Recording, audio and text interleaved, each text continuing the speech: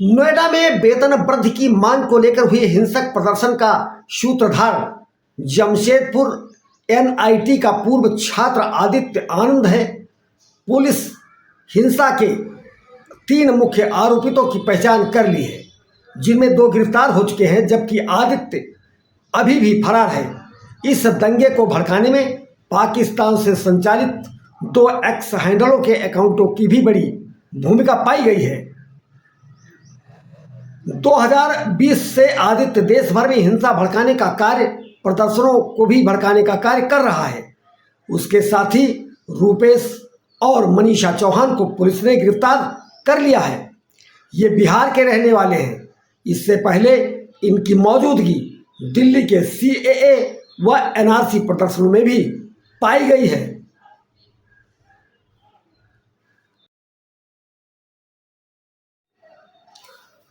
पाकिस्तान के खैबर पख्तूनख्वा में प्रांत हरिपुर जिले में बृहस्पतिवार को एक औद्योगिक क्षेत्र में गैस पाइपलाइन में जोरदार धमाका हो गया, जिसमें लगभग 8 लोगों की मौत हो गई।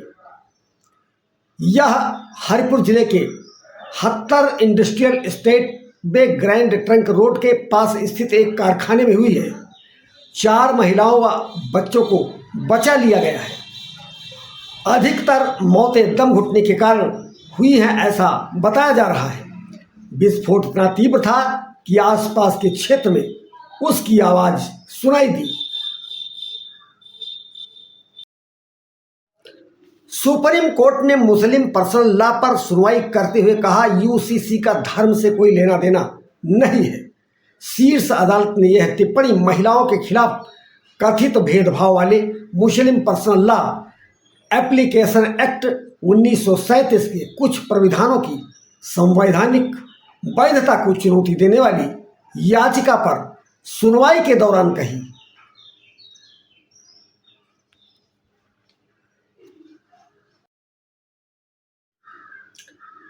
बहस के बाद संसद में महिला आरक्षण और परिसीमन से जुड़े मुद्दों पर देर रात जोरदार बहस हुई। इसी दौरान महिलाओं को संसद और राज्य विधानसभा में 33% का आरक्षण देने वाले महिला आरक्षण पर गुरुवार को मुहर लग गई।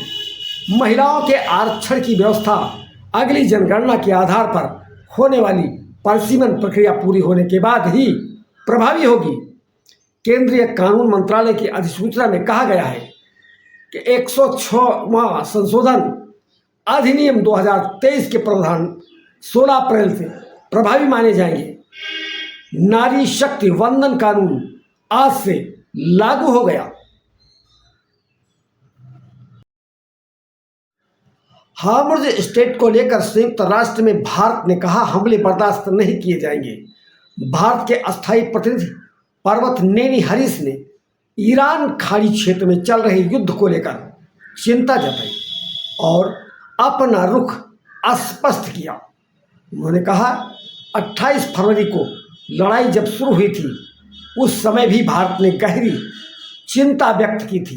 भारत ने सभी देशों से अपील की है कि आपसी मतभेदों को भुलाकर शांतिपूर्ण तरीके से आपसी मतभेद से समस्या का हल निकालें।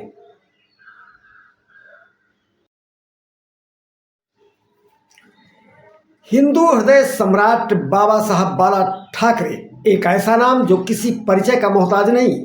मुंबई में बिरला कोई व्यक्ति होगा जो इस नाम से परिचित ना हो। शिवसेना संस्थापक, कट्टर हिंदू छवि वाले, निर्भीक आवाज के लिए जाने वाले बाला साहब ठाकरे, जिन्होंने कभी भी लीपापोती नहीं की, आज भले ही हमारे बीच नहीं है, किंतु जन जन में आज भी जीवित है। शिवसेना के प्रवक्ता संजय राउत ने कहा कि अमित शाह जब गुजरात की राजनीति में थे और उनके खिलाफ कांग्रेस ने कई मुकदमे कर दिए थे, तो वह मदद के लिए बाला साहब ठाकरे के पास आ पहुंचे थे। तब बाला साहब ठाकरे ने जज को फोन कर मदद करने की बात कही थी।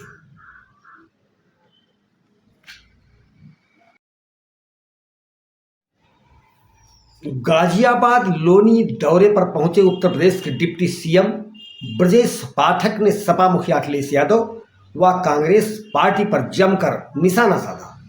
ब्रजेश पाठक ने कहा अखिलेश यादव की पीडीए का मतलब है प्राइवेट लिमिटेड डेवलपमेंट अथॉरिटी।